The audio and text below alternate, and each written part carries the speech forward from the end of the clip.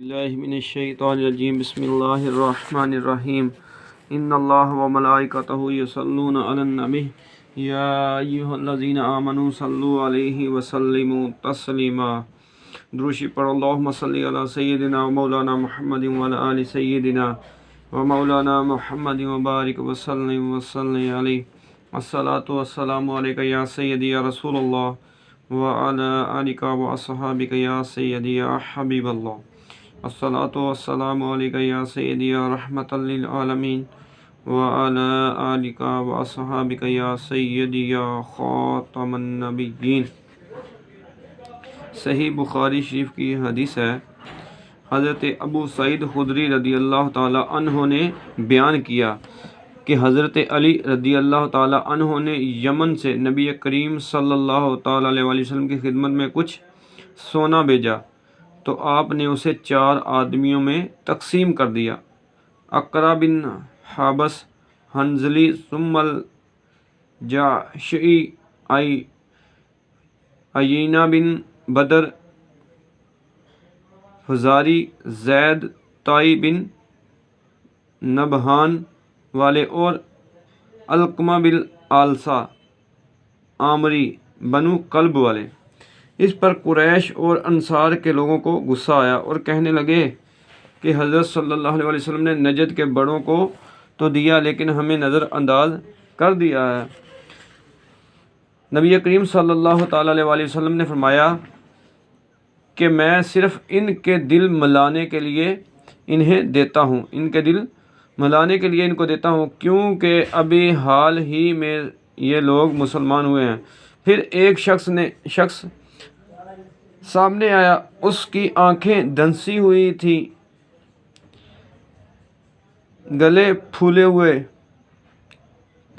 گلا اس کا پھولا ہوا، پیشانی بھی اٹھی ہوئی، داڑھی بہت گھنی تھی اور سر منڈا ہوا تھا۔ اس نے کہا، اے محمد صلی اللہ علیہ وسلم، اللہ سے ڈرو۔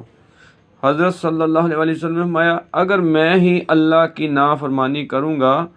تو پھر اس کی فرما برداری کون کرے گا؟ اگر میں ہی اللہ کی نافرمانی کروں گا تو پھر اس کی فرما برداری کون کرے گا؟ اللہ تعالیٰ نے مجھے روئے زمین پر دیانتدار بنا کر بھیجا ہے،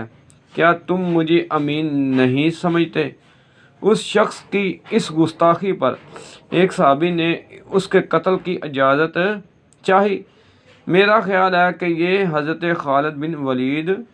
رضی اللہ تعالیٰ عنہ تھے۔ یہ راوی کہتے ہیں کہ میرا خیال ہے کہ وہ حضرت خالد بن ولید رضی اللہ تعالیٰ عنہ تھے، لیکن حضرت صلی اللہ علیہ وسلم نے انہیں اس سے روک دیا۔ پھر وہ شخص وہاں سے چلنے لگا تو حضرت صلی اللہ علیہ وسلم نے فرمایا، اس شخص کی نسل سے، یا آپ صلی اللہ علیہ وسلم نے فرمایا اس شخص کے بعد اسی کی قوم سے ایسے لوگ جھوٹے مسلمان پیدا ہوں گے جو قرآن کی تلاوت تو کریں گے لیکن قرآن مجید ان کی حلق سے نیچے نہیں اترے گا۔ دین سے وہ اس طرح نکل جائیں گے جیسے تیر کمان سے نکل جاتا ہے۔ یہ مسلمانوں کو قتل کریں گے اور بت پرستوں کو چھوڑ دیں گے۔ اگر میری زندگی اس وقت تک باقی رہی تو میں ان کو اس طرح قتل کروں گا جیسے قوم عاد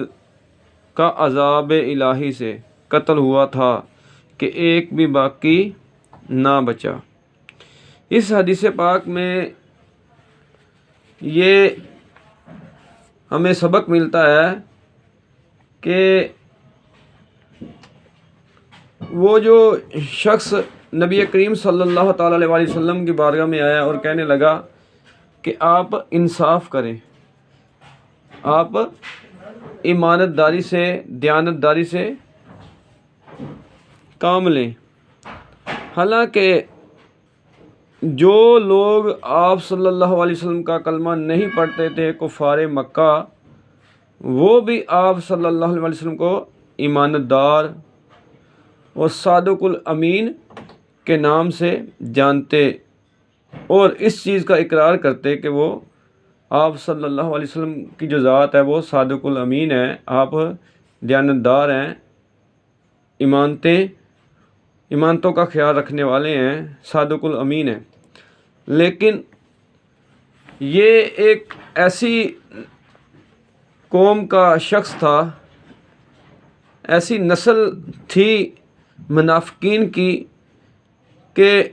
اس کے بارے میں نبی کریم صلی اللہ علیہ وسلم نے فرمایا کہ اس کی نسل سے یا اسی میں سے ایک گروہ نکلے گا جو مسلمانوں کو قتل کریں گے اور بت پرستوں کو چھوڑ دیں گے، مسلمانوں کو قتل کریں گے۔ تو یہ دیکھنے میں بہت زیادہ عبادت گزار ہوں گے اور ان کے جو سر ہیں وہ منڈے ہوئے ہوں گے۔ تو آج اگر ان چیزوں کا ہم سامنے رکھ کے اس حدیث پاک کو اندازہ لگائیں تو آج کون لوگ ہیں جو اولیاء اللہ کی گستاخیاں کرتے ہیں اور جو کہ حدیثیں، جو آیتیں اللہ تبارک و تعالیٰ کی بتوں کی مذمت میں اتری ہیں، ان آیتوں کو اللہ کے اولیاء اللہ پر لگاتے ہیں اور مسلمانوں کو مشرک اور کافر قرار دیتے ہیں۔ تو اس سے یہ پتہ چلتا ہے کہ جو لوگ اولیاء اللہ کے، نبیوں کے، اللہ تعالیٰ کی ذات کے گستاخ ہیں، پھر اللہ تعالیٰ کے نیک بندوں جو اولیاء اللہ ہیں ان کے گستاخ ہیں، جو آیتیں بتوں کی مذمت پر اتری ان کو وہ مسلمانوں پر چسپاں کرتے ہیں، تو اس سے پتہ چلتا ہے کہ وہ لوگ جو ہیں یہ انہی کی نسل سے ہیں جو نبی کریم صلی اللہ تعالیٰ علیہ وسلم کی ذات سے نقص نکالتے ہیں۔ یہ اسی شخص کی نسل سے ہیں جس نے نبی کریم صلی اللہ علیہ وسلم کی بارگاہ میں عرض کیا تھا کہ آپ انصاف سے کام نہیں لے رہے۔ تو لہٰذا اس سے پتہ چلتا ہے کہ آپ صلی اللہ علیہ وسلم کی جو ذات ہے اس کے متعلق اس طرح کا عقیدہ، نظریہ رکھنا یہ منافق کی علامت ہے۔ جو لوگ رسول کریم صلی اللہ تعالیٰ علیہ وسلم کا کلمہ نہیں پڑھتے تھے، کفار مکہ، اس کے باوجود بھی آپ صلی اللہ علیہ وسلم کو وہ صادق الامین مانتے تھے۔ تو جو کلمہ پڑھ کے، آپ کا کلمہ پڑھ کے آپ کی ذات میں نقص نکالے، بے ادبی کرے، تو یاد رکھیں یہ اسی شخص کی نسل سے ہے جس کے بارے میں نبی کریم صلی اللہ تعالیٰ علیہ وسلم نے فرمایا